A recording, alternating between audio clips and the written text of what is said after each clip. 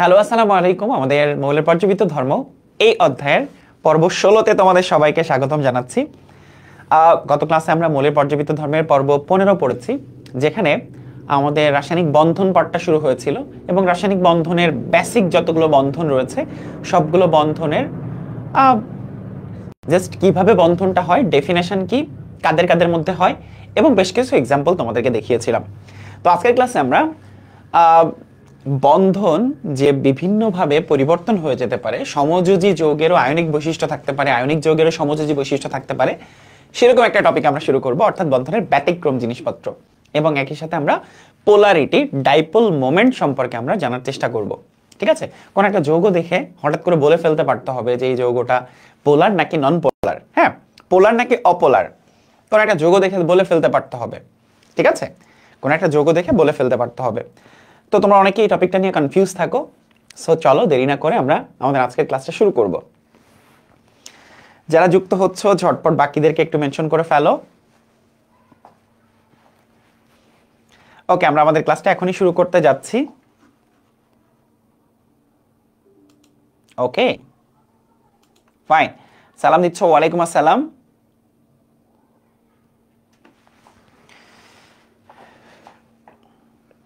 ওকে,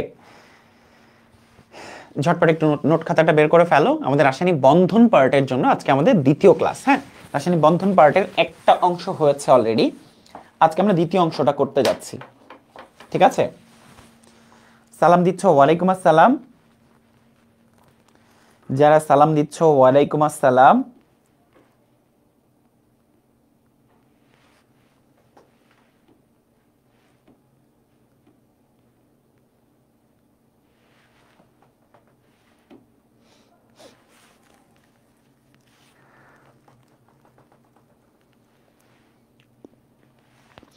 ঠিক আছে, ওয়ালাইকুম আসসালাম, ওয়ালাইকুম আসসালাম। তো চলো আমরা শুরু করে ফেলি আমাদের আজকের ক্লাস। হ্যাঁ,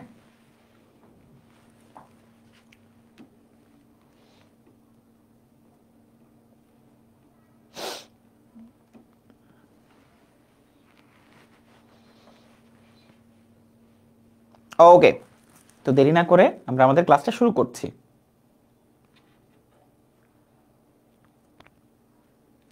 সবকিছু ঠিকঠাক? ফাইন।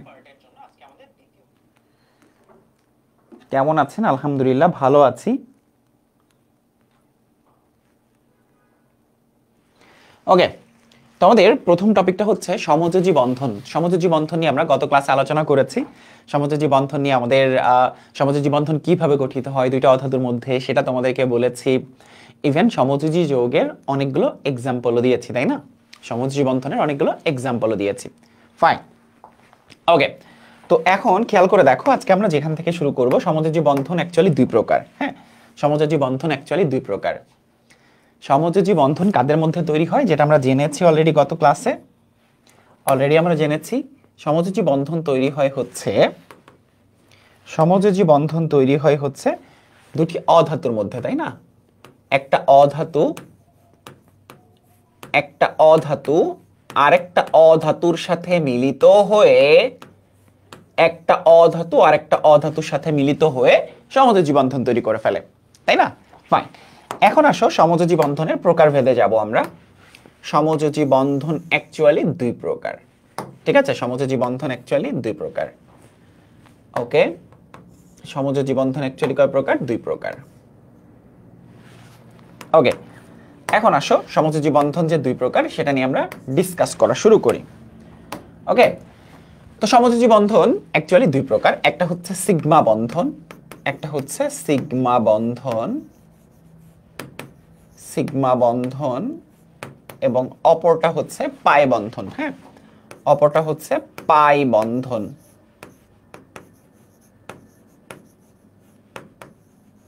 একটা হচ্ছে সিগমা বন্ধন আর একটা পাই বন্ধন। ফাইন, তোমরা হয়তো অনেকে নাম শুনেছো সিগমা বন্ধন এবং পাই বন্ধনের। হ্যাঁ, আমি ডিটেইলে তোমাদেরকে আসলে বোঝানোর চেষ্টা করছি। সিগমা বন্ধন বলতে বোঝানো হয় ঠিক এই সাইনটা, আর পাই বন্ধন বলতে বোঝানো হয় এই যে এই সাইনটা। হ্যাঁ, তোমরা হয়তো দেখেছো অলরেডি। তো সিগমা বন্ধন এবং পাই বন্ধন সম্পর্কে আমরা স্টাডি করা শুরু করছি। তো এখন খেয়াল করে দেখো এগুলো তৈরি হয় কিভাবে, অ্যাকচুয়ালি সিগমা বন্ধন এবং পাই বন্ধন কিভাবে তৈরি হয়। দেখো খেয়াল করে, সিগমা বন্ধন হচ্ছে সমযোজী বন্ধনে আমরা যখন অরবিটাল চিত্র দেখি তখন অধিক্রমণ ঘটে, তাই না? ইলেকট্রন শেয়ারের মাধ্যমে। অর্থাৎ আমাদের একটা অধাতু আর একটা অধাতুর সাথে ইলেকট্রন শেয়ার করে এবং শেয়ারকৃত ইলেকট্রন উভয় পরমাণু সমানভাবে ভোগ করে, যেটা কিন্তু আমরা অলরেডি দেখেছি। আমাদের একটা কোড ছিল, কোড নাম্বার হচ্ছে 22, সমযোজীর জন্য ছিল 22 আর সন্নিবেশের জন্য ছিল হচ্ছে 12। 22 মানে কি? 22 মানে হচ্ছে দুইটা পরমাণুই ইলেকট্রন শেয়ার করবে, দুইটা পরমাণু ইলেকট্রন শেয়ার করবে। আর এই 2 মানে হচ্ছে শেয়ারকৃত ইলেকট্রন উভয় পরমাণুই সমান ভাগে ভোগ করবে, তাই না? যেমন পানির গঠন দেখেছি, আমরা অ্যামোনিয়ার গঠন দেখেছি, যে শেয়ারকৃত ইলেকট্রনের মালিক হবে দুজনেই, শেয়ারকৃত ইলেকট্রনের মালিক হবে দুজনেই। ফাইন। এখন এই যে ইলেকট্রন শেয়ার হচ্ছে, অধিক্রমণটা যে হচ্ছে, অধিক্রমণ দুই ভাবে হইতে পারে। সিগমা বন্ধনের ক্ষেত্রে সামনাসামনি অধিক্রমণ ঘটে আর পাই বন্ধনের ক্ষেত্রে পাশাপাশি অধিক্রমণ ঘটে। অর্থাৎ সিগমা বন্ধন কাকে বলা হয়? অধিক্রমণ যদি সামনাসামনি হয়, অধিক্রমণ যদি সামনাসামনি হয়, হ্যাঁ, সামনাসামনি হয়, অধিক্রমণ যদি সামনাসামনি হয় তবে সেক্ষেত্রে সিগমা বন্ধন তৈরি হয়। আর অধিক্রমণ যদি পথে পায় বন্ধন আর পথে হচ্ছে পাশাপাশি, অধিক্রমণ যদি পাশাপাশি হয়, অধিক্রমণ যদি পাশাপাশি হয় তবে সেক্ষেত্রে পায় বন্ধন তৈরি হয়। তাহলে আমরা যেভাবে মনে রাখতে পারি, আমরা সামনাসামনি আর পাশাপাশি ব্যাপারটা হয়তো বুঝছি না। সামনাসামনি মানে হচ্ছে একই অক্ষ, সামনাসামনি মানে হচ্ছে একই অক্ষ বরাবর, হ্যাঁ, একই অক্ষ বরাবর, হ্যাঁ। যেমন দুইটা এস, এস এর ক্ষেত্রে তো আসলে নির্দিষ্ট কোনো এক্সিস্ট হয় না, হ্যাঁ। যেমন এক্স ওয়াই জেড, এস তো গোলাকার, পি অরবিটাল ডাম্বেল আকৃতির। আমরা p x p y p z এর অরবিটাল চিত্র দেখেছি, তাই না? সেটা তোমাদেরকে এখন দেখাবো, হ্যাঁ, সেটা তোমাদেরকে এখন দেখাবো। যেমন যদি তোমাদেরকে একদম ইনিশিয়ালি বলি পি এক্স পি ওয়াই, হ্যাঁ, পি এক্স পি ওয়াই অরবিটালে সামনাসামনি অধিক্রমণ কীরকম আর পাশাপাশি অধিক্রমণ কীরকম। ধরো পি এক্স পি ওয়াই, এদের মধ্যে সিগমা বন্ধন কিভাবে তৈরি হবে, পাই বন্ধন কিভাবে তৈরি হবে। একই অক্ষ বরাবর পি এক্স, এটা হচ্ছে পি এক্স, তাই না? এটা হচ্ছে পি এক্স, এই যে পি এক্স ড্র করলাম। আরেকটা পি এক্স,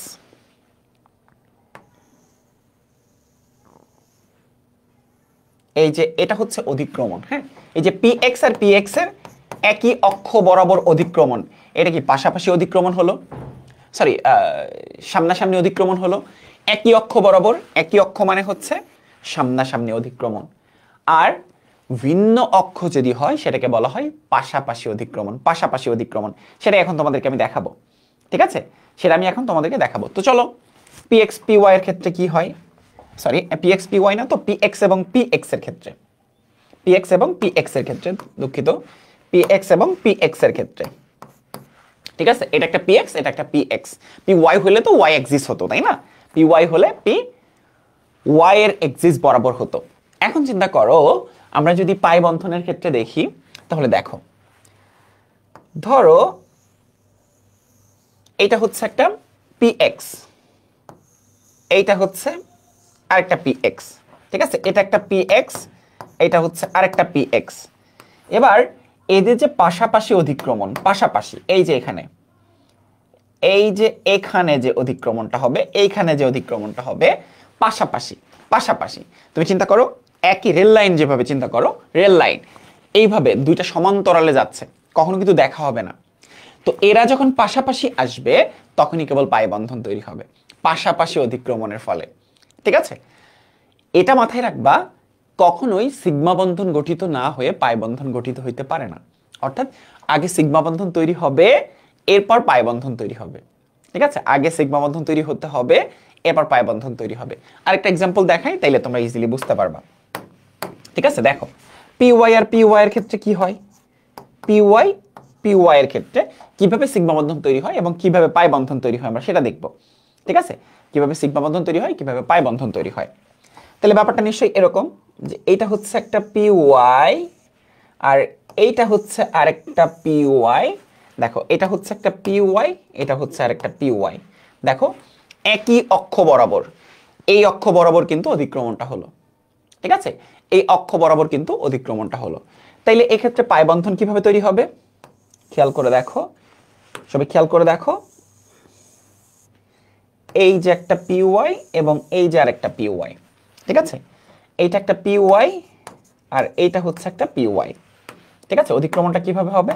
এই যে পাশাপাশি, এই যে পাশাপাশি, একই অক্ষ বরাবর কিন্তু না, অক্ষটা হচ্ছে ওয়াই অক্ষ বরাবর, তাই না? তাহলে এইভাবে একটা পাই বন্ধন তৈরি হয়ে যায়। আমরা সংকরণ পার্টের মধ্যে আমরা প্রত্যেকটা চিত্র, অরবিটাল চিত্র ড্র করা শিখবো। কোন একটা যৌগের কিভাবে অ্যামোনিয়া তৈরি হয়, কিভাবে কার্বন ডাইঅক্সাইড তৈরি হয়, সেই চিত্র ড্র করা শিখবো। এখন আপাতত সিগমা এবং পাই বন্ধন সম্পর্কে আমরা জানার চেষ্টা করছি। ঠিক আছে, ফাইন।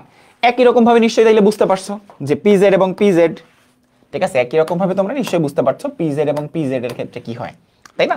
তাহলে যদি পিজেড এবং পিজেড চিন্তা করতাম আমরা, পিজেড এবং পিজেড চিন্তা করতাম, তাহলে কি হতো ব্যাপারটা?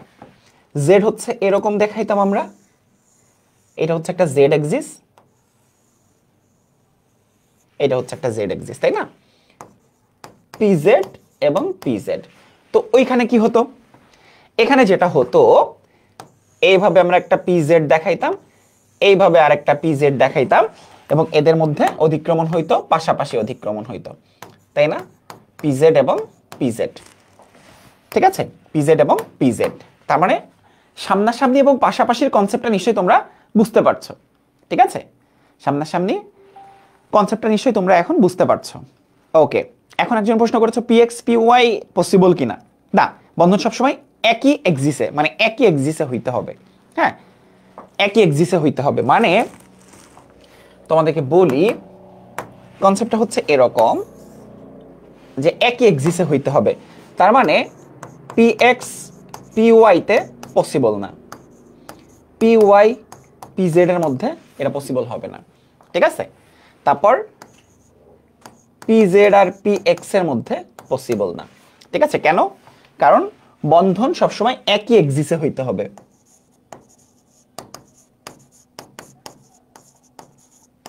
বন্ধন অলওয়েজ একই এক্সিস বরাবর হতে হবে, একই এক্সিসে হতে হবে। ঠিক আছে, আশা করছি বেসিক ব্যাপারটা তোমরা বুঝতে পেরেছো সিগমা এবং পাই বন্ধনের ক্ষেত্রে। আমরা চলে যাব কোথায়, কোন একটা যৌগের মধ্যে কয়টা সিগমা বন্ধন আছে, কয়টা পাই বন্ধন আছে, সেটা কিভাবে আইডেন্টিফাই করতে হয়, যেটা আমাদের বিভিন্ন সময় তুমি যখন প্রশ্ন দেখবা কয়টা সিগমা বন্ধন আছে, কয়টা পাই বন্ধন আছে, সেটা জানবো। সিগমা বন্ধন এবং পাই বন্ধনের বৈশিষ্ট্য কি সেটা জানবো। একদম বেসিক আইডিয়াটা হচ্ছে সামনাসামনি অধিক্রমণের ফলে যে বন্ধনটা তৈরি হয় সেটা হচ্ছে সিগমা বন্ধন, আর পাশাপাশি অধিক্রমণের ফলে যে বন্ধনটা তৈরি হয় সেটা হচ্ছে পাই বন্ধন। ঠিক আছে, সামনাসামনি অধিক্রমণ এবং পাশাপাশি অধিক্রমণের ফলে আসলে আমাদের এই দুইটা বন্ধন তৈরি হয়। ঠিক আছে, সামনাসামনি অধিক্রমণ এবং পাশাপাশি অধিক্রমণের ফলে। ওকে, আশা করছি এতটুকু তোমরা বুঝেছো। খুবই সহজ কনসেপ্ট।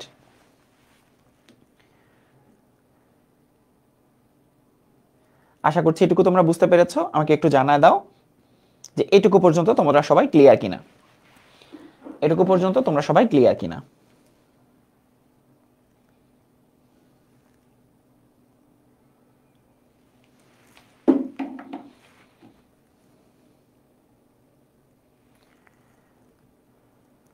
হ্যাঁ, ওভারল্যাপিং অ্যাকচুয়ালি, হ্যাঁ ওভারল্যাপিং আর কিছুই না, ওভারল্যাপিং। ফার্স্ট স্লাইড, এটা ফার্স্ট স্লাইড জাস্ট শেষ হচ্ছে। ওকে, ওভারল্যাপিং, ওভারল্যাপিং আর কিছুই না, ওভারল্যাপিং। বুঝছি, কোনো সমস্যা নাই তানজিদ, কোনো সমস্যা নাই ভাইয়া, সমস্যা হবে না। জি ভাইয়া ক্লিয়ার। ভাই আরেকবার বুঝান, আরেকবার বুঝান, আরেকবার বুগান না, আরেকবার তোমরা ভাই। আচ্ছা, সমযোজী বন্ধন হচ্ছে দুইটা অধাতুর মধ্যে তৈরি হয়। একটা সমযোজী বন্ধনের প্রকারভেদ আমরা যখন জানতে চাচ্ছি, দুইভাবে গঠিত হয় সমযোজী বন্ধন, একটা হচ্ছে সিগমা বন্ধন, একটা হচ্ছে পাই বন্ধন। হ্যাঁ, তো সিগমা বন্ধন এবং পাই বন্ধন কিভাবে, যখন অধিক্রমণটা সামনাসামনি, মানে ওভারল্যাপিং, দুইটা অক্ষ, এই যেগুলো হচ্ছে লোব, হ্যাঁ এই যে ইলেকট্রন মেঘ, ওই যে ইলেকট্রন শেয়ার যে হচ্ছে, এটা সেই ইলেকট্রন শেয়ারের জায়গা। তোমাদের অরবিটাল চিত্র দেখিয়েছিলাম গত ক্লাসে, তাই না? মনে পড়ে এরকম একটা চিত্র কথা? এটা একটা চিত্র, দেখো আমরা যখন Cl2 ব্যাখ্যা করি, মনে আছে নিশ্চয়ই তোমাদের? এই যে তুমি জাস্ট চিন্তা করো, এটা হচ্ছে একটা ক্লোরিন, এটা হচ্ছে একটা ক্লোরিন, তাইলে দুইটা ক্লোরিনের মধ্যে এই পার্টটা কি? ওই যে শেয়ারকৃত ইলেকট্রন, ইলেকট্রন যুগল, তাই না? এই পার্টটুকুকে আমরা বলছি ওভারল্যাপিং, অধিক্রমণ। এটাই অরবিটাল চিত্রের মাধ্যমে যখন দেখাচ্ছি তখন সেটার গ্রাফিক্যাল প্রেজেন্টেশন হচ্ছে এরকম। ওকে, তো সামনাসামনি পাশাপাশি, সামনাসামনি অধিক্রমণ হলে যে বন্ধনটা তৈরি হয় সেটাকে আমরা বলছি সিগমা বন্ধন, এবং সকল একক বন্ধন হচ্ছে একটা সিগমা বন্ধন। আর যেহেতু পাশাপাশি পাই বন্ধন, একটা দ্বিবন্ধনের মধ্যে একটা সিগমা বন্ধন, একটা পাই বন্ধন থাকে, আর একটা ট্রিপল বন্ডের মধ্যে একটা সিগমা বন্ধন, দুইটা পাই বন্ধন থাকে। তাহলে নিশ্চয়ই ব্যাপারটা বুঝতে পারছো যে আগে সিগমা বন্ধন তৈরি হতে হবে, এরপর পাই বন্ধন তৈরি হবে। অর্থাৎ পাই বন্ধন তৈরি হওয়ার পূর্ব শর্ত হচ্ছে আগে সিগমা বন্ধন তৈরি হইতে হবে, পাই বন্ধন তৈরি হওয়ার পূর্ব শর্ত। ওকে ফাইন, এবার আসো, সিগমা বন্ধন একই অক্ষ বরাবর হতে হবে, পাই বন্ধন কি হবে? পাশাপাশি হবে, কিন্তু একই এক্সিস বরাবর। হ্যাঁ, তুমি চিন্তা করো, এই যে পি এক্স আর পি ওয়াই, পি এক্স এভাবে গেছে, হ্যাঁ, পি এক্স গেছে এভাবে, পি ওয়াই গেছে এভাবে, এদের মধ্যে পাই বন্ধন তৈরি হবে না। হ্যাঁ, ওকে ক্লিয়ার ভাইয়া? একদম পানি পানি, ক্লিয়ার ভাইয়া? একদম পানি পানি। হ্যাঁ, পানি পানি না হয়ে যাবে কোথায়? এবার আসো, কিভাবে সিগমা বন্ধন পাই বন্ধন আমরা আইডেন্টিফাই করব। ঠিক আছে, সিগমা বন্ধন পাই বন্ধন আমরা আইডেন্টিফাই করব কিভাবে সিগমা বন্ধন। এরপর আমরা সিগমা বন্ধন পাই বন্ধনের বৈশিষ্ট্যতে যাব।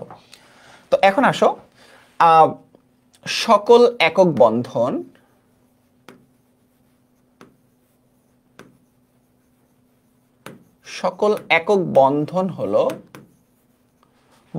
হলো সিগমা বন্ধন। সকল একক বন্ধন হচ্ছে সিগমা বন্ধন। সকল একক বন্ধন, যতগুলো একক বন্ধন রয়েছে সবগুলোই হচ্ছে সিগমা বন্ধন। ঠিক আছে, যতগুলো একক বন্ধন রয়েছে। এখন চিন্তা করে দেখো, আমরা কোন একটা কম্পাউন্ড যখন ড্র করব, CH4, হ্যাঁ, এইটা যখন তুমি ড্র করছো, C bond H, bond H, bond H, bond H, এখানে 1 2 3 4 চারটা সিগমা বন্ধন রয়েছে। কয়টা? চারটা। এখন তুমি চিন্তা করো NH3, হ্যাঁ, তাইলে খেয়াল করে দেখো, নাইট্রোজেন, হাইড্রোজেন, হাইড্রোজেন, হাইড্রোজেন, তাহলে এখানে সিগমা বন্ধন আছে হচ্ছে 3টা। যখন ডাবল বন্ড আসবে তখনই কিন্তু পাই বন্ধনের কথাটা চলে আসবে। হ্যাঁ, আমরা অরবিটাল অধিক্রমণ শেখাবো তোমাদেরকে, অরবিটাল অধিক্রমণটা শেখাবো। হ্যাঁ, যখন সংকরায়নটা পড়বো তখন দেখো তোমাদেরকে কিভাবে কিভাবে পাশাপাশি ওভারল্যাপিং হয়ে পাই বন্ধনটা তৈরি হয়ে যায়। ঠিক আছে, পাই বন্ধন তৈরি হয়ে যায়। ফাইন, এখন তুমি চিন্তা করে দেখো, CH3 বন্ড CH3, এটা এমন একটা যৌগ যেখানে আমরা এটার স্ট্রাকচার দেখতে যাচ্ছি। C bond H, H, H, bond C, bond H, bond H, bond H। তাহলে 1 2 3 4 5 6টা, দেখো 1 2 3 4 5 6 আর মাঝখানে একটা, টোটাল কিন্তু 7টা। এখানে সিগমা বন্ধন আছে কয়টা? 7টা। অসুবিধা হচ্ছে যখন অনেক বড় কম্পাউন্ড নিয়ে আমরা কাজ করতে যাব, CH3, CH2, CH2, CH2, CH3, ধরো এরকম একটা কম্পাউন্ডে তোমাকে বললো এখানে কয়টা সিগমা বন্ধন আছে, কয়টা সিগমা বন্ধন আছে। অথবা তোমাকে বললো যেমন মোমের সংকেত C31, H64, এটা হচ্ছে মোম। হ্যাঁ, এই যৌগের মধ্যে কয়টা সিগমা বন্ধন আছে? তোমাদের একটা ট্রিক্স শিখাই দিচ্ছি। ট্রিক্সটা হচ্ছে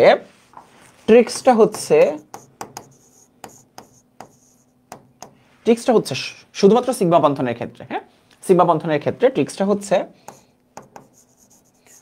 মোট পরমাণু, ঠিক আছে, মোট পরমাণু মাইনাস 1, এইটা ক্যালকুলেট করলেই কিন্তু সিগমা বন্ধন নাম্বারটা পাওয়া যায়। দেখো CH4 এর ক্ষেত্রে মোট পরমাণু কয়টা? 4 আর 1 5, তাহলে 5 মাইনাস 1 সমান 4। দেখো তো মিলছে না? NH3 এর ক্ষেত্রে দেখো হাইড্রোজেন 3টা, নাইট্রোজেন 1টা, টোটাল হচ্ছে 4টা। 4 মাইনাস 1 সমান 3। CH3 এর ক্ষেত্রে দেখো কার্বন 2টা, হাইড্রোজেন 6টা, তাহলে 8 মাইনাস 1 সমান 7। এই যৌগটার ক্ষেত্রে দেখো টোটাল পরমাণু আছে কয়টা? একটা, দুইটা, তিনটা, চারটা, পাঁচটা। পাঁচটা কার্বন আছে আর হাইড্রোজেন আছে হচ্ছে 3 3 6, 6 আর 6 12টা। 12 আর 5 C5H12, 12 আর 5 17। তাহলে এখানে সিগমা বন্ধন হচ্ছে 17 মাইনাস 1 হচ্ছে 16টা। কারণ দেখো 1 2 3 4 5, 5টা কার্বন আছে, হাইড্রোজেন 3 3 6, 6 6 12। তাহলে 12 আর 5 17, 17 থেকে 1 বিয়োগ করে ফেলো, তাহলে 16টা। তাহলে এবার তোমরা বলো যে মোমের মধ্যে কতগুলো সিগমা বন্ধন আছে। এখন C31 পাশাপাশি লিখে গাঠনিক সংকেত আঁকা কি সম্ভব আমাদের পক্ষে? সম্ভব তো না। পাশাপাশি এত বড় একটা কম্পাউন্ড আমরা ড্র করব এবং তারপর কি করতে হবে? একক বন্ধন কাউন্ট করতে হবে, তাই না? তাইলে সেটা আমাদের জন্য বেশ কঠিন। তাহলে তোমরা একটু বলে ফেলো তো দেখি যে আমাদের মোমের সংকেতের মধ্যে, এটা কিসের সংকেত? এটা হচ্ছে মোম। হ্যাঁ, এটা হচ্ছে মোম। মোমের সংকেতের মধ্যে কতগুলো সিগমা বন্ধন থাকবে? মোমের সংকেতের মধ্যে কতগুলো সিগমা বন্ধন থাকবে? আশা করছি তাইলে ব্যাপারটা তোমরা ক্লিয়ার হয়ে যাবা। ওকে, আচ্ছা যাচ্ছি। আমার মনে হয় রসায়ন সব থেকে বেশি সহজ। হ্যাঁ, হয়তো রসায়ন সব থেকে বেশি সহজ, ক্লাস করলেই সব থেকে বেশি সহজ লাগবে। মোম, ফাইন। জাকির পরে প্রশ্নটা করো। 94 বলেছো, তাহলে দেখো 64 আর 31 কত? 95। 95 থেকে আমরা যদি 1 বিয়োগ করি, 95 বিয়োগ 1 সমান 94। দেখো তার মানে যে কোনো যৌগ কতগুলো সিগমা বন্ধন আছে, কতগুলো পাই বন্ধন আছে, এমন কোনো প্রশ্ন যদি কখনো ফেস করো তাহলে দেখবা তোমরা খুব ইজিলি কিন্তু উত্তর করে ফেলতে পারছো। কারণ আমরা কি করব?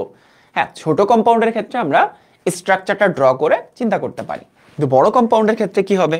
বড় কম্পাউন্ডের ক্ষেত্রে কিন্তু ব্যাপারটা ডিফারেন্ট।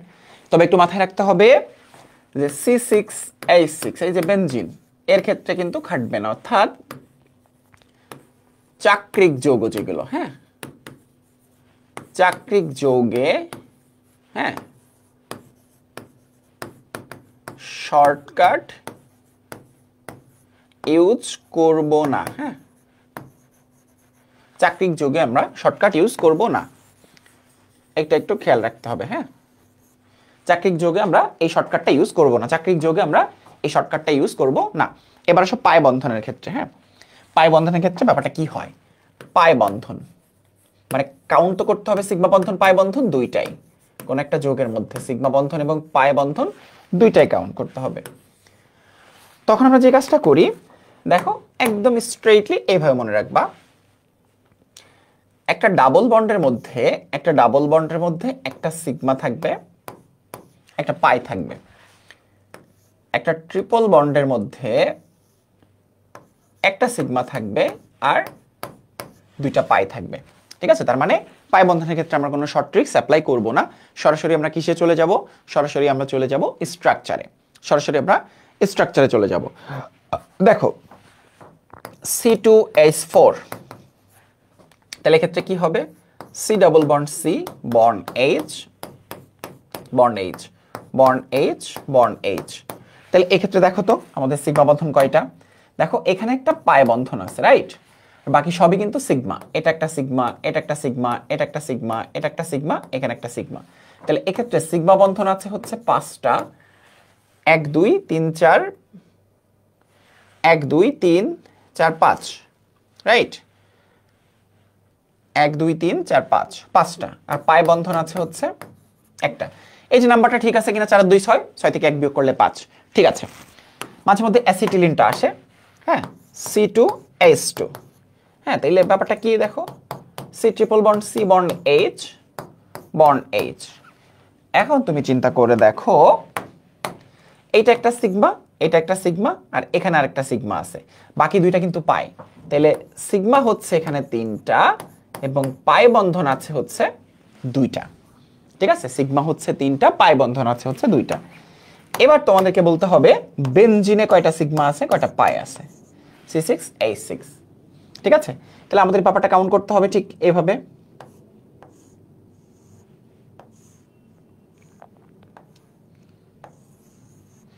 এখন ব্যাপারটা কিন্তু মাঝখানে রাউন্ড না দিয়ে তোমরা এভাবে চিন্তা করতে পারো, একটা ডাবল বন্ড, দুইটা ডাবল বন্ড, তিনটা ডাবল বন্ড, তাই না?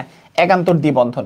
এই জায়গাগুলোতে কিছু নাই মানে কি আছে বলো তো? এই জায়গাগুলোতে কিছু নাই মানে কার্বন আছে, মানে কার্বন আছে, কর্নারগুলো হচ্ছে এক একটা কার্বন, আবার কার্বনের সাথে কিন্তু একটা করে হাইড্রোজেন আছে। তাইলে আমাদের এক্ষেত্রে পাই বন্ধন যে তিনটা সেটা স্পষ্ট, পাই বন্ধন হচ্ছে তিনটা। সিগমা বন্ধন কয়টা? একটা, দুইটা, তিনটা, চারটা, পাঁচটা, ছয়টা সিগমা বন্ধন। কিন্তু প্রত্যেকটা কার্বনের সাথে একটা করে হাইড্রোজেন আছে, প্রত্যেকটা কার্বনের সাথে একটা করে হাইড্রোজেন আছে, প্রত্যেকটা কার্বনের সাথে একটা করে হাইড্রোজেন আছে। তার মানে আলটিমেটলি আমার সিগমা বন্ধন কয়টা এক্ষেত্রে? ভেতরে 1 2 3 4 5 6 আর বাইরে 6টা, টোটাল হচ্ছে 12টা। এখন চিন্তা করে দেখো, তুমি যদি এক্ষেত্রে যেটা করতে 12 - 1 করতে, তাহলে কি মিলতো? না, চাকরিক যোগের ক্ষেত্রে আমরা এই শর্টকাটটা ইউজ করব না। চাকরিক যোগের ক্ষেত্রে এই শর্টকাটটা আমরা ইউজ করব না, ঠিক আছে? চাকরিক যোগের ক্ষেত্রে ফাইন, লিঙ্কন ইসলাম, সরি লিয়াকত ইসলাম, ফাইন। ওকে, এবার তোমাদের একটা এইচডব্লিউ দেব, যেটা তোমরা করতে হবে CH3CN, CH3CN। এখানে কয়টা সিগমা বন্ধন এবং কয়টা পাই বন্ধন আছে দেখি তোমরা কে কে করতে পারো। কয়টা সিগমা বন্ধন, কয়টা পাই বন্ধন আছে? এটা ঢাকা বিশ্ববিদ্যালয়ে ভর্তি পরীক্ষায় এসেছে, এইটা ঢাকা বিশ্ববিদ্যালয়ে ভর্তি পরীক্ষায় প্রশ্নটা এসেছে। CH3CN, এটাতে কয়টা সিগমা বন্ধন আছে, কয়টা পাই বন্ধন আছে? দেখি তো কে কে করতে পারো। পাই 12টা, বিল্লাল মিয়া। পাই হচ্ছে 3টা, সিগমা 12টা, পাই 3টা, সিগমা 12টা, ঠিক আছে ফাইন। নতুনটা করো। পাই বন্ধন আরেকবার বুঝান। পাই বন্ধনের জন্য আমরা স্ট্রাকচার ড্র করব, স্ট্রাকচার ড্র করার পরে দেখব যেখানে দ্বি বন্ধন আছে সেখানে একটা সিগমা একটা পাই। হ্যাঁ, দ্বি বন্ধনের মধ্যে একটা সিগমা একটা পাই, আর ট্রিপল বন্ডের মধ্যে একটা সিগমা বাকি দুইটা পাই। ওকে, তাহলে দ্বিবন্ধন কোথায় আছে, ত্রিবন্ধন কোথায় আছে সেটা তো যৌগ দেখেই বুঝতে পারো তোমরা। ওকে নুসরাত, ক্লিয়ার?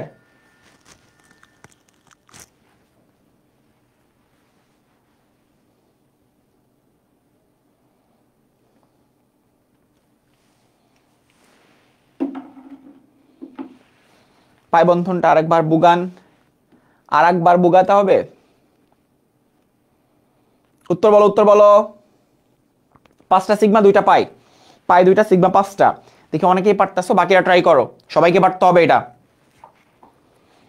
সবাইকেই তো পারতে হবে এটা।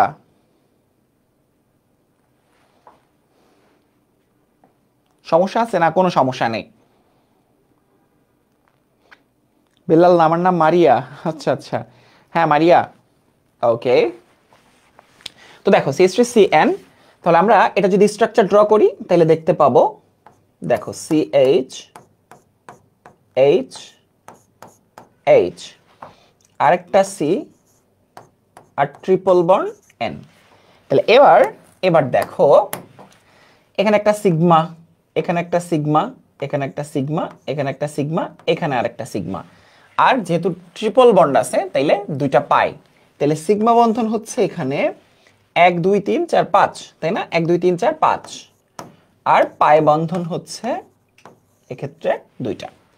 সো আশা করছি এখন তোমরা সিগমা বন্ধন এবং পাই বন্ধন কিভাবে আইডেন্টিফাই করতে হয় সেটাও বুঝে গিয়েছো, সেটাও তোমরা বুঝে গিয়েছো।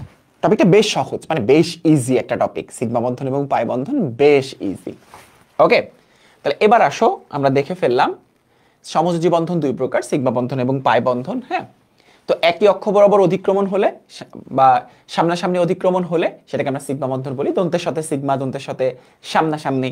হ্যাঁ, আবার পথে পাই, পথে হচ্ছে পাশাপাশি। আমরা চিত্র দেখলাম, এরপর দেখলাম সিগমা বন্ধন এবং পাই বন্ধন কেমনে বের করে।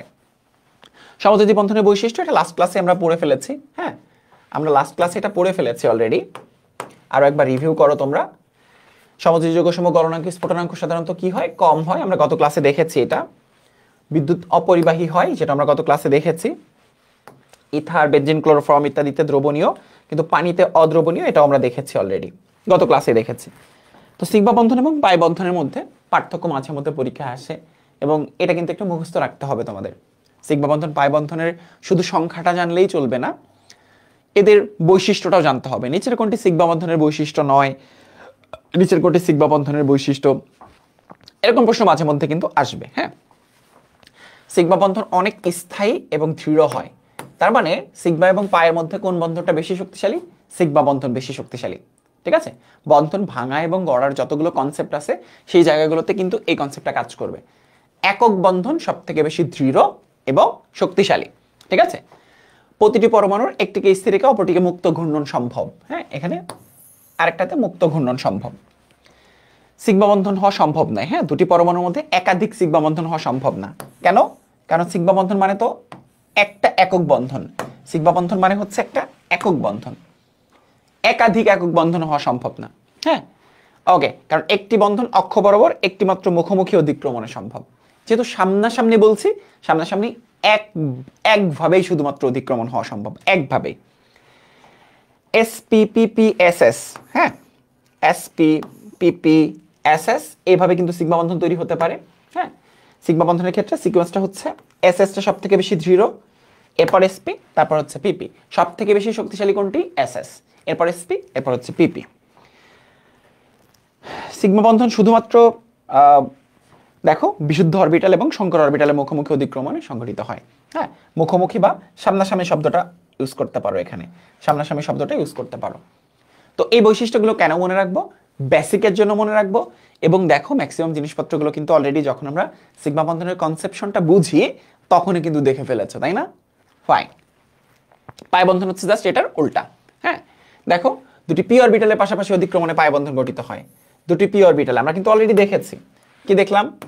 আমরা দেখলাম px এবং px, py এবং py, pz এবং pz এর মধ্যে পাই বন্ধন গঠিত হচ্ছে, কিন্তু px আর py এর মধ্যে নয়, py pz এর মধ্যে নয়, pz আর px এর মধ্যে হবে না। হ্যাঁ, পাই বন্ধন সিগমা বন্ধন অপেক্ষা দুর্বল।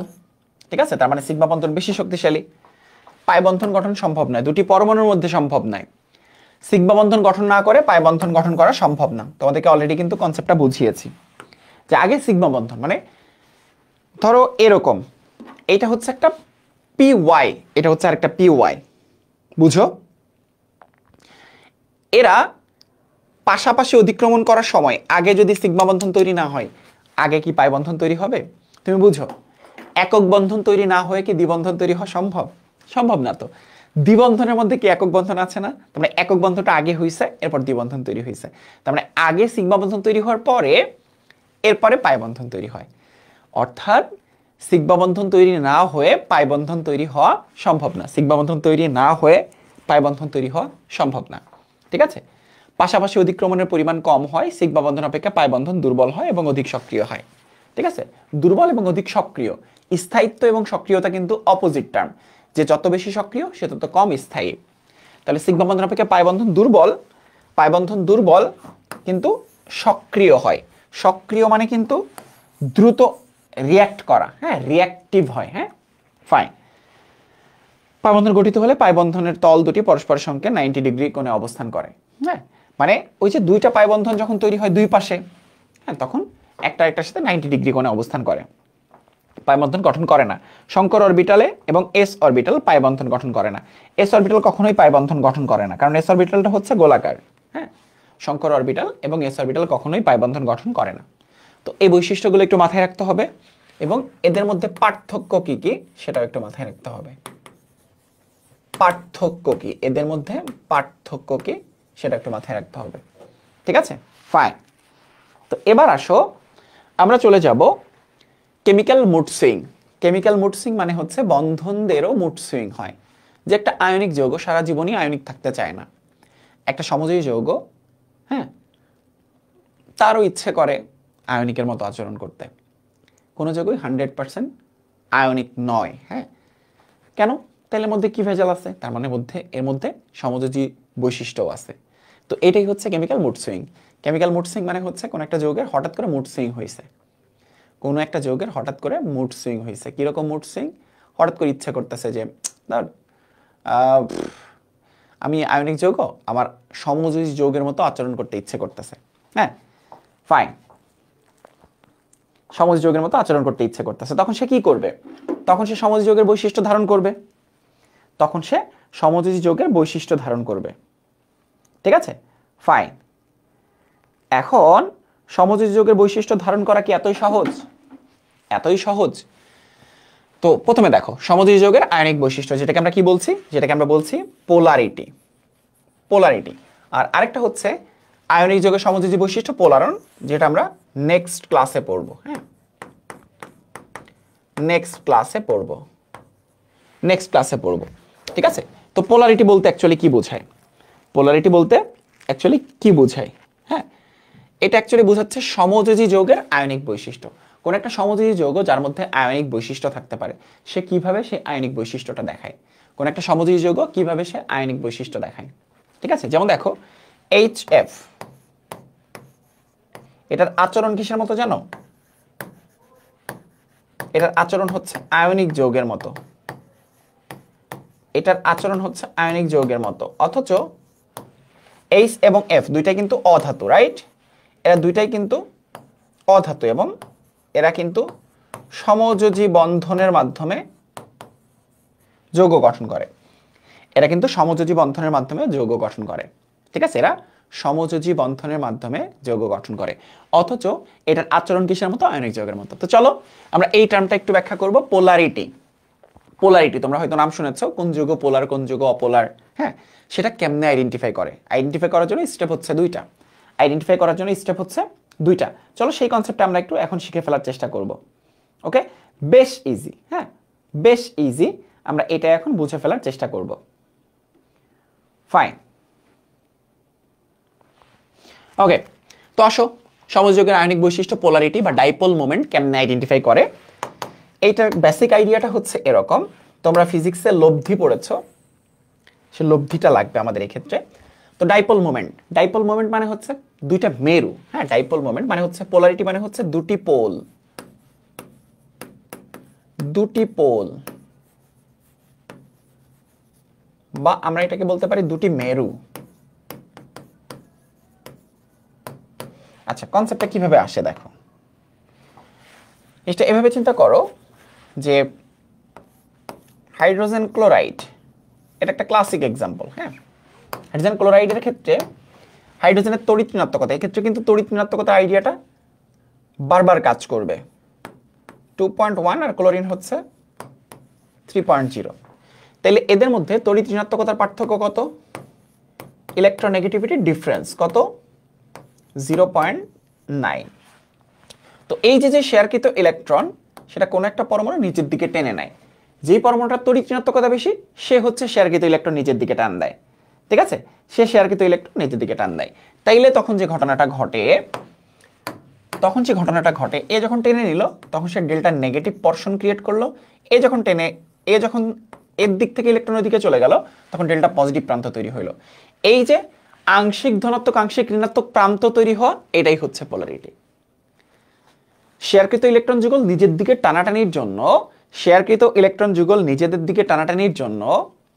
টানাটানির জন্য যে আংশিক ধনাত্মক এবং ঋণাত্মক প্রান্ত তৈরি হয়, সেটাকে আমরা বলছি পোল বা পোলার। হ্যাঁ, বা দুটি মেরু বা দুটি পোল তৈরি হচ্ছে। ঠিক আছে? এখানে কনসেপ্টটা অনেকটা এরকম। দেখো, ইলেকট্রোনেগেটিভিটির পার্থক্য যত বাড়তে থাকবে, ঠিক আছে, পোলারিটি তত বাড়তে থাকবে এবং সেই যৌগটা তত বেশি আয়নিক হবে। HCl একটা সমযোজী যৌগ, সেই যৌগটা তত বেশি আয়নিক হইতে থাকবে। এক্সাম্পল কি হইতে পারে? হ্যাঁ, এক্সাম্পল হইতে পারে, দেখো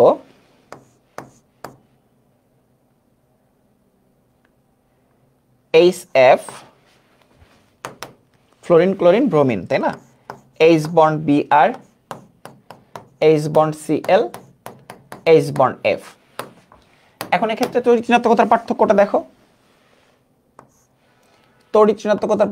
দেখো। ব্রোমিনের ক্ষেত্রে ফ্লোরিন ক্লোরিন হচ্ছে 3.0, এটা হচ্ছে 2.8, আর হাইড্রোজেন 2.1। তাহলে ইলেকট্রোনেগেটিভিটির পার্থক্য কত? 0.7। হাইড্রোজেন 2.1, 3.0। তাহলে ইলেকট্রোনেগেটিভিটির পার্থক্য কত? 0.9। হাইড্রোজেন 2.1, ফ্লোরিন হচ্ছে 4.0। তাহলে ইলেকট্রোনেগেটিভিটির পার্থক্য কত? 1.9। তাহলে এদের মধ্যে যদি সিকোয়েন্স করা হয়, তাহলে দেখো পার্থক্য যত বাড়তেছে পোলারিটি তত বাড়তেছে। তাহলে এদের মধ্যে সবথেকে বেশি পোলার কে? সবথেকে বেশি পোলার হচ্ছে HF। ঠিক আছে? এইটার পোলারিটি সবথেকে বেশি। পোলারিটি সব থেকে বেশি। এখন তোমাদের যদি ইলেকট্রোনেগেটিভিটির ভ্যালু মুখস্থ না থাকে তাহলে এক্ষেত্রে কিন্তু প্যারা খেয়ে যাবা। ইলেকট্রোনেগেটিভিটির ভ্যালু কিন্তু মুখস্থ থাকতে হবে। তোমার যদি ইলেকট্রোনেগেটিভিটির ভ্যালু মুখস্থ না থাকে তাইলে এইভাবে চটপট তুমি তো বসাই দিতে পারবা না, না বসাইলে তুমি তো বুঝতে পারবা না কোনটা পোলার যৌগ কোনটা নন পোলার যৌগ। ঠিক আছে, কোনটা পোলার যৌগ কোনটা নন পোলার যৌগ সেটা তুমি বুঝতে পারবা না। ঠিক আছে, আচ্ছা, দুইটা পোল সৃষ্টি হওয়া, এটা গেল একটা বেসিক আইডিয়া। সাধারণত যেটা ধরা হয় ইলেকট্রোনেগেটিভিটির পার্থক্য 0.5 থেকে 1.7 এর মধ্যে থাকলে সেই যৌগকে পোলার বলা যায়। যদি এটা 1 নাম্বার শর্ত, মানে দুইটা পোল সৃষ্টি হইতে হবে। হ্যাঁ, আরেকটা শর্ত আছে, সেটা হচ্ছে ডাইপোল মোমেন্টের ভ্যালু 0 হওয়া যাবে না। হ্যাঁ, ডাইপোল মোমেন্ট, আরেকটা টার্ম আছে সেটার নাম হচ্ছে ডাইপোল মোমেন্ট।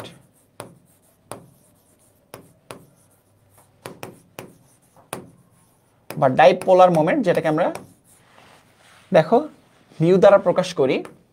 এটা হচ্ছে চার্জ ইনটু বন্ধন দূরত্ব। এটা ডি বাই দ্বারা প্রকাশ করা হয়। এটার একক হচ্ছে ডি বাই, একক হচ্ছে ডি, এবং এটা একটা ভেক্টর রাশি। এটা একটা ভেক্টর রাশি। হ্যাঁ, কারণ এটা লব্ধি দিয়েই তো আলটিমেটলি আমরা বের করে ফেলি। হ্যাঁ, এটা যেহেতু একটা ভেক্টর রাশি তাহলে এর নির্দিষ্ট একটা দিক থাকবে, তাই না, একটা নির্দিষ্ট ডিরেকশন থাকবে। ওকে, তাইলে এটার ডিরেকশনটা কোন দিকে হবে?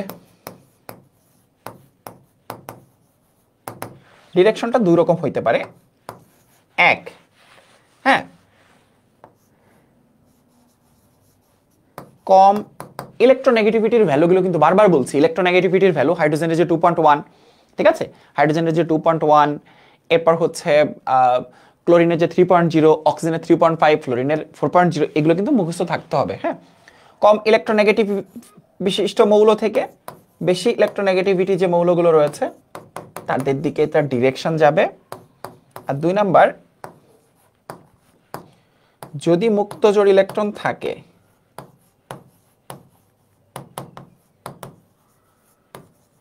তবে সেন্ট্রাল অ্যাটম থেকে লন পেয়ার ইলেকট্রনের দিকে হচ্ছে ডিরেকশন যাবে। হ্যাঁ, ডিরেকশন যাবে। মুক্ত জোড় ইলেকট্রন থাকে কারণ সবগুলো মৌলে তো সবগুলো যৌগে তো আর লন পেয়ার ইলেকট্রন থাকবে না। ঠিক আছে, এটা একটু খেয়াল রাখতে হবে। আচ্ছা, পোলার কখন আর নন পোলার কখন? পোলার হওয়ার শর্ত হচ্ছে নেট যে ডাইপোল মোমেন্ট সেটার ভ্যালু ইজ নট ইকুয়াল 0। ঠিক আছে, ইজ নট ইকুয়াল 0 হলে সেটাকে আমরা বলতে পারি পোলার। আর নন পোলার যেটাকে আমরা বাংলাতে অপোলারও বলছি, অপোলার যৌগ কখন? যখন নেট ডাইপোল মোমেন্টের ভ্যালু 0। এটা হচ্ছে সবথেকে ইম্পর্টেন্ট কনসেপ্ট, এটা কিন্তু তোমাদের মাথায় রাখতে হবে। হ্যাঁ, এটা কিন্তু তোমাদের মাথায় রাখতেই হবে যে আলটিমেটলি তো আমরা এটাই চাচ্ছি যে নিচের কোন যৌগটি পোলার, নিচের কোন যৌগটি অপোলার, নিচের কোন যৌগটি পোলার, নিচের কোন যৌগটি অপোলার। আর এটার বের করার উপায়টা কি? জাস্ট ভেক্টরের লব্ধি যদি তোমার জানা থাকে তাহলে তুমি খুব ইজিলি এটা জেনে যেতে পারবা, যদি তোমার লব্ধির কনসেপ্টটা ক্লিয়ার থাকে। আর কিছু না, শুধু লব্ধির কনসেপ্ট। হ্যাঁ,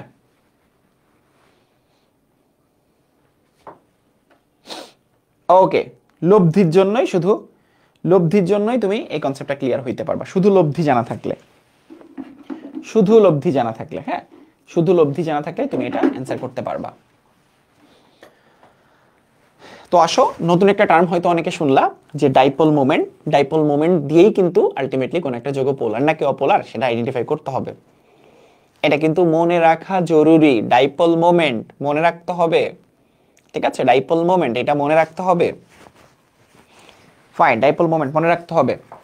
আসো, একটা একটা করে এক্সাম্পল দিলে বুঝতে পারবা। তড়িৎ ঋণাত্মকতার পার্থক্য ডেল ই এন, ইলেকট্রোনেগেটিভিটির পার্থক্য দুইটা মৌলের যদি 0 হয় তাহলে সেটা হচ্ছে বিশুদ্ধ সমযোজী যৌগ। যেমন ধরো তুমি এভাবে চিন্তা করতে পারো, বিশুদ্ধ সমযোজী যৌগ কারা? বিশুদ্ধ সমযোজী যৌগ হচ্ছে H2, Cl2, N2, O2, এরা সবাই বিশুদ্ধ সমযোজী যৌগ। হাইড্রোজেনের সাথে হাইড্রোজেনের তড়িৎ ঋণাত্মকতার পার্থক্য কত থাকবে, তাই না? ক্লোরিনের সাথে ক্লোরিনের তড়িৎ ঋণাত্মকতার পার্থক্য কত থাকবে? ইলেকট্রোনেগেটিভিটির পার্থক্য যদি 5 এর থেকে ছোট এবং 0 থেকে বড় হয় তাহলে অপোলার সমযোজী যৌগ হবে। অপোলার সমযোজী যৌগ যেমন एग्जांपल হইতে পারে CH4 C2H6 কার্বন এবং হাইড্রোজেনের তড়িৎ ঋণাত্মকতার পার্থক্য হচ্ছে 0.4 তাহলে এটা এই রেঞ্জের মধ্যে পড়ে যায়। তার মানে মিথেন ইথেন এরা কি অপোলার সমযোজী যৌগ। এরপর সে 0.5 থেকে 1.7 এর কথা বললাম, এরা হচ্ছে পোলার। যেমন দেখো পানি, অ্যামোনিয়া এরা হচ্ছে পোলার যৌগ, হ্যাঁ পোলার সমযোজী যৌগ।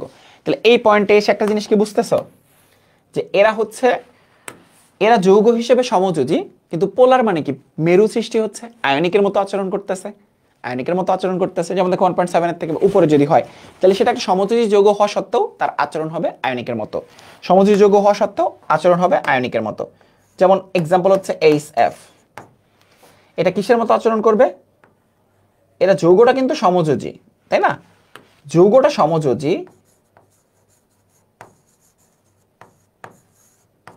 যৌগ সমযোজী কিন্তু আচরণ করবে আয়নিকের মতো। যৌগটা সমযোজী কিন্তু আচরণ করবে আয়নিকের মতো, ঠিক আছে? তাহলে দেখো এটাকেই কিন্তু আমরা কি বলছি, এটাকে আমরা বলছি সমযোজী যৌগের আয়নিক বৈশিষ্ট্য।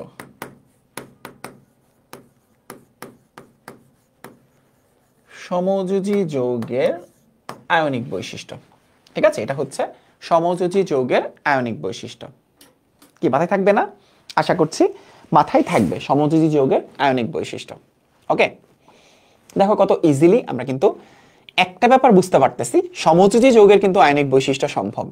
এবং এইটা জানার জন্য আমাদের ইলেকট্রোনেগেটিভিটির পার্থক্যটা জানা জরুরি। ইলেকট্রোনেগেটিভিটির পার্থক্য যত বেশি হবে ওই যৌগটা তত বেশি পোলার হবে, আর যত বাড়তে থাকবে তত সমযোজী বৈশিষ্ট্য কমতে থাকবে, আয়নিক বৈশিষ্ট্য বাড়তে থাকবে। ক্লিয়ার? ফাইন। এবার চলো আমরা পোলারিটির একদম ক্লিয়ার কাট কনসেপশনে যাই। ক্লিয়ার কাট, হ্যাঁ ক্লিয়ার কাট কনসেপ্টে যাবো এবার আমরা। ওকে, এবার আমরা যাব ক্লিয়ার কাট কনসেপ্টটা জানার জন্য। ফাইন, এ পর্যন্ত আশা করছি তোমরা সবাই ক্লিয়ার হয়েছো।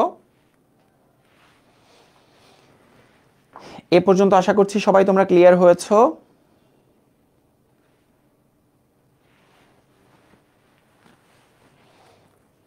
Okay fine.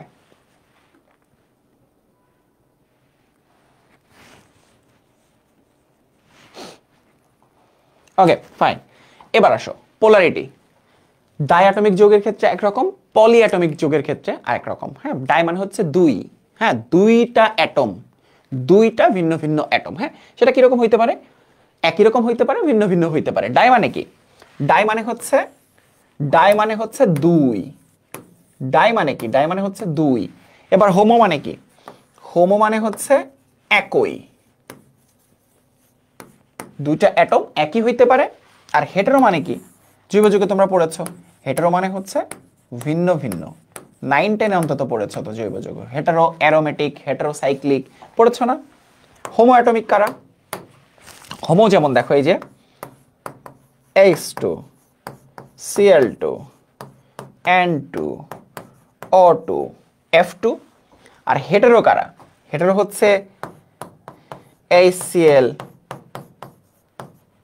HBr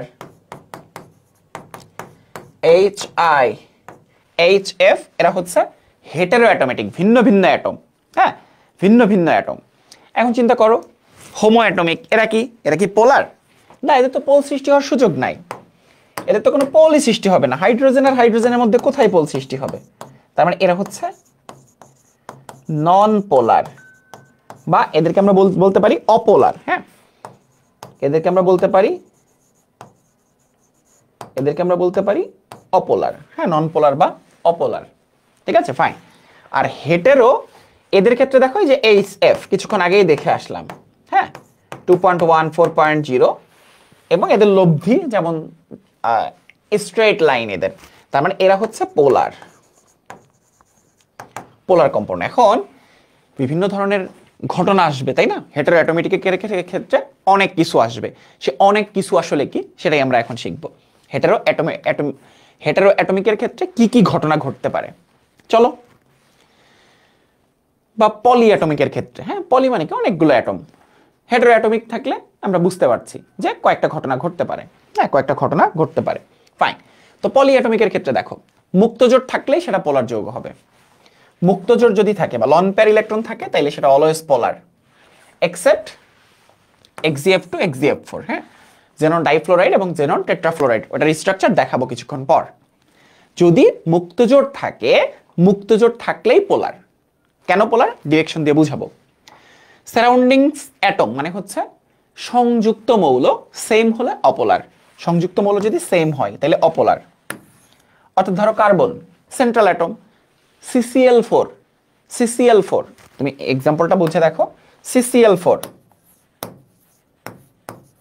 central atom হচ্ছে কার্বন, আর চারিদিকে কি থাকবে, সেন্ট্রাল অ্যাটম হচ্ছে কার্বন, চারিদিকে দেখো, চারিদিকে দেখো, সরি হাইড্রোজেন না, চারিদিকে কি হবে, চারিদিকে হচ্ছে ক্লোরিন।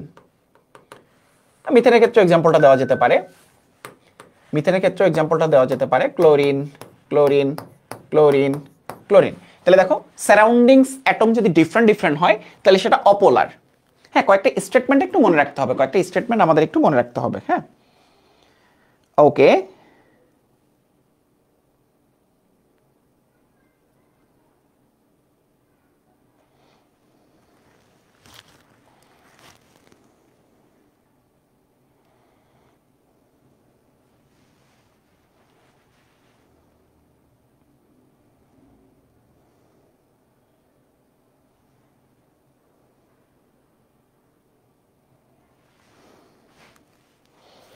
Okay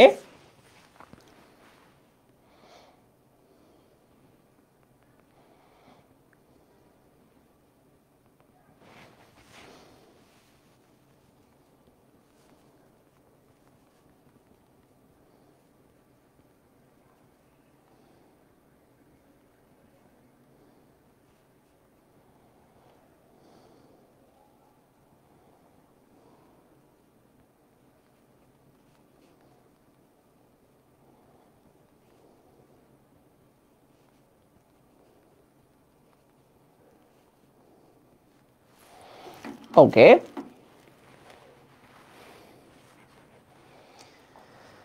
fine. ডায়াটমিক আর পলিঅ্যাটমিকের ব্যাপারটা কিন্তু বুঝতে হবে, হ্যাঁ ডায়াটমিক আর পলিঅ্যাটমিকের ব্যাপারটা কিন্তু বুঝতে হবে।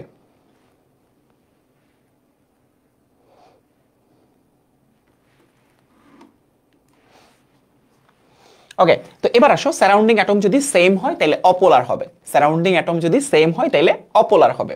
তাই দেখো কার্বনের চারদিকে chlorine, same atom, surroundings atom কি সেম, তাইলে এরা অপোলার হবে। মানে কয়েকটা স্টেটমেন্ট একটু মাথায় রাখতে হবে এটা শুরু করার আগে। এরপর দেখো লন পেয়ার ইলেকট্রন বের করতে গেলে কি করতে হয়, কেন্দ্রীয় পরমাণুর শেষ কক্ষপথের ইলেকট্রন সংখ্যা মাইনাস বন্ধনের সংখ্যা প্লাস অ্যানায়ন বা ক্যাটায়নের ক্ষেত্রে অনেক সময় চাইতে পারে, যেমন NH4 প্লাসের ক্ষেত্রে বলতে পারে লন পেয়ার ইলেকট্রন কয়টা। Loan pair electron structure draw করে তুমি বের করতে পারো। লন পেয়ার ইলেকট্রন বের করা, এই যে যেহেতু বলেছে মুক্ত জোট থাকলে, লন পেয়ার মানে কি মুক্ত জোট, মুক্ত জোট থাকলে কিভাবে তুমি সেই মুক্ত জোড়ের নাম্বারটা বের করতে পারো, মুক্ত জোট থাকলে কিভাবে তুমি সেই মুক্ত জোড়ের নাম্বারটা বের করতে পারো সেটাই কিন্তু এখানে দেখানো হয়েছে, তাই না। ওকে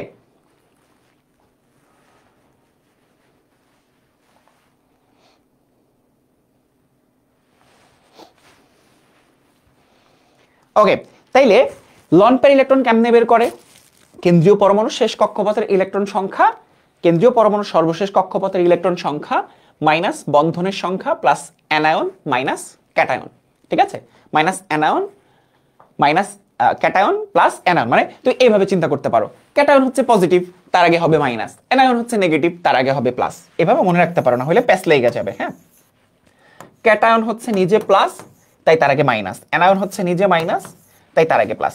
যেমন এক্সাম্পল যদি দেখি, মানে লন পেয়ার মানে হচ্ছে, লন পেয়ার মানে হচ্ছে দুইটা ইলেকট্রন, একটা লন পেয়ার মানে হচ্ছে দুইটা লন পেয়ার ইলেকট্রন। যেমন পানির ক্ষেত্রে তোমরা যদি একটু দেখো, তাহলে দেখো লন পেয়ার ইলেকট্রন বের করব, হাফ কেন্দ্রীয় পরমাণু হচ্ছে অক্সিজেন, অক্সিজেনের সর্বশেষ কক্ষপথের ইলেকট্রন কয়টা, 2s2 2p4, তাহলে 6টা। এবার বন্ধনের সংখ্যা, অক্সিজেনের সাথে হাইড্রোজেনের দুইটা বন্ধন আছে তাহলে 2, তাহলে দেখো এখানে 4, 4কে 2 দ্বারা ভাগ করলে হবে 2, পানির ক্ষেত্রে লন পেয়ার ইলেকট্রনের সংখ্যা হচ্ছে 2টা। তোমরা এবার বলো তো অ্যামোনিয়ার ক্ষেত্রে লন পেয়ার ইলেকট্রন কয়টা? অ্যামোনিয়ার ক্ষেত্রে লন পেয়ার ইলেকট্রন কয়টা? তোমরা একটু বলো অ্যামোনিয়ার ক্ষেত্রে লন পেয়ার ইলেকট্রন কয়টা?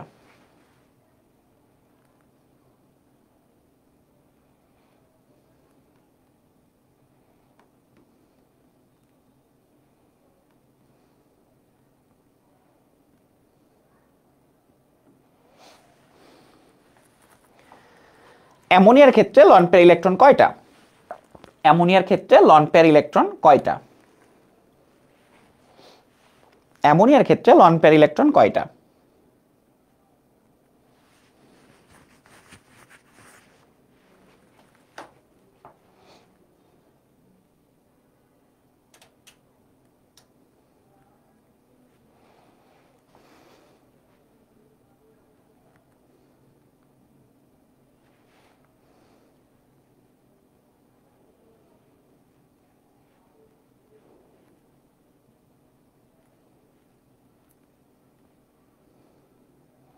অনেকেই পারছো।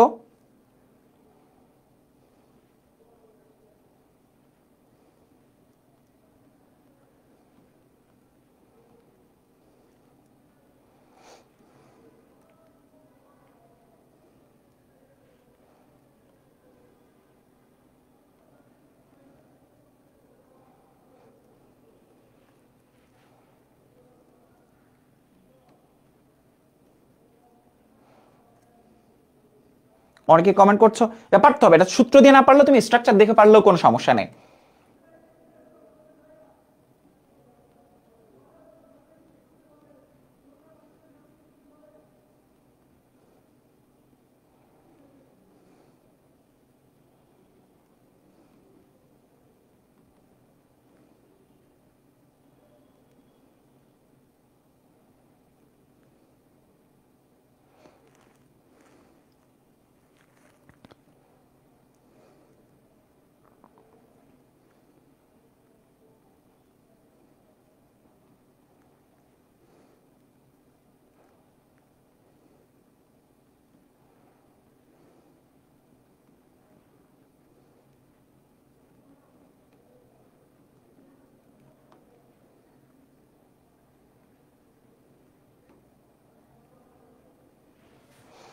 ওকে ফাইন, পারছো পারছো। কিন্তু এই এই পার্টটা কিন্তু দেখো লন পেয়ার ইলেকট্রন যে আমরা বের করছি এটা কিন্তু তুমি একটা স্ট্রাকচার থেকেও বের করতে পারবা। হ্যাঁ আসো, এই টপিকটা তোমাদের অনেকের কাছেই নতুন। হ্যাঁ এই টপিকটা 8টায় না হওয়ার কথা। আজকের ক্লাসটা ছিল হচ্ছে 7:30-এ। আজকের ক্লাসটা ছিল হচ্ছে 7:30-এ। আমরা আধা ঘন্টা এগিয়ে নিয়ে আসছিলাম। হ্যাঁ আজকের ক্লাসটা আমরা আধা ঘন্টা আগায় নিয়ে আসছিলাম। ফাইন।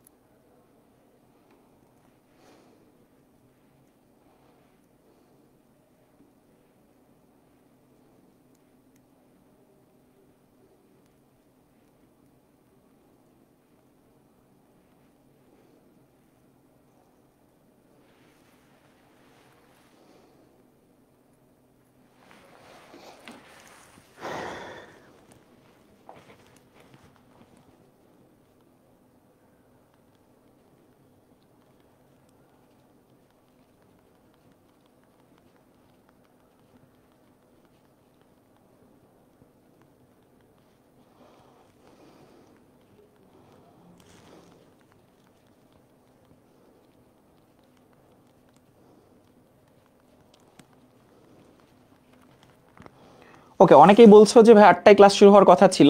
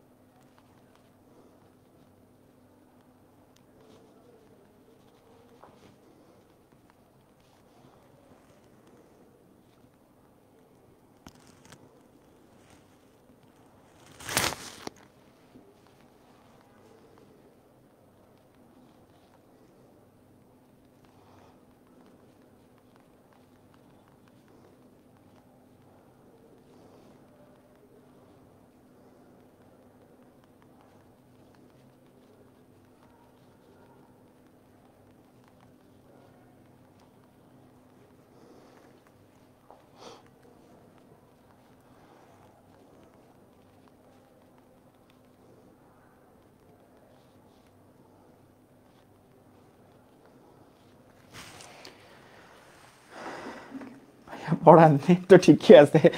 ওকে, যেহেতু অনেকেই কয়েকজন বলছো যে ভাইয়া আজকে ক্লাস টাইমিং নিয়ে একটু ইস্যু হয়েছে, তো আমাদের ক্লাস টাইমটা হচ্ছে 8টা থেকে, তো আধা ঘন্টা আগে ক্লাস শুরু হয়েছে।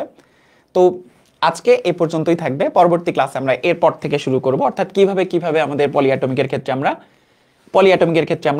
বের করতে পারি। হ্যাঁ, টপিকটা বেশ একটু কমপ্লেক্স টপিক। হ্যাঁ, এই জন্য যেহেতু একটু মিস টাইমিং করেছে বাকি শিক্ষার্থীরা, অনেকে হয়তো পোস্ট দেখেনি, আমি কিন্তু স্পেসিফিকভাবে উল্লেখ করে দিয়েছিলাম। দেখো, লিখে দিয়েছিলাম যে আজকে বায়োলজি ক্লাসটা হবে 6টায়, কেমিস্ট্রি ক্লাস 30 মিনিট এগিয়ে আনা হয়েছে। এই যে দেখো, হ্যাঁ, তো মেনশন করা হয়েছিল, হয়তো দু একজন মিস করে ফেলেছো, অসুবিধা নাই, ঠিক আছে, অসুবিধা নাই। আমরা এই টপিকের পর থেকে পরবর্তী ক্লাসে আমরা শুরু করব। যেহেতু নতুন টপিক, অনেকের হয়তো বুঝতে সমস্যা হতে পারে, আশা করছি পরবর্তী ক্লাসের পর থেকে শুরু করলে তোমরা ইজিলি বুঝে যেতে পারবা। এখন বলো, প্রথম থেকে যা পড়াইলাম সেগুলো তোমরা বুঝেছো কিনা? আমরা প্রথমে পড়েছি সমযোজী বন্ধনের প্রকারভেদ, এরপর সিগমা বন্ধন পাই বন্ধন কেমনে নির্ণয় করতে হয়, এরপর সমযোজী বন্ধনের বৈশিষ্ট্য, সিগমা বন্ধন পাই বন্ধন কেমনে বের করে, হ্যাঁ, কেমিক্যাল মুড সুইং এ যে আমরা শুরু করেছি যে ডাইপোলার মোমেন্ট বলতে কি বোঝায়, হ্যাঁ, সেই ডাইপোলার মোমেন্ট বের করার জন্য আসলে কেমনে কেমনে ক্যালকুলেট করতে হয়, এবং পলিঅ্যাটমিকের ক্ষেত্রে কি কি শর্ত কাজ করে। এই টপিকগুলো তোমরা সবাই ক্লিয়ার কিনা একটু বলো, এই টপিকগুলো তোমরা সবাই ক্লিয়ার কিনা বলো।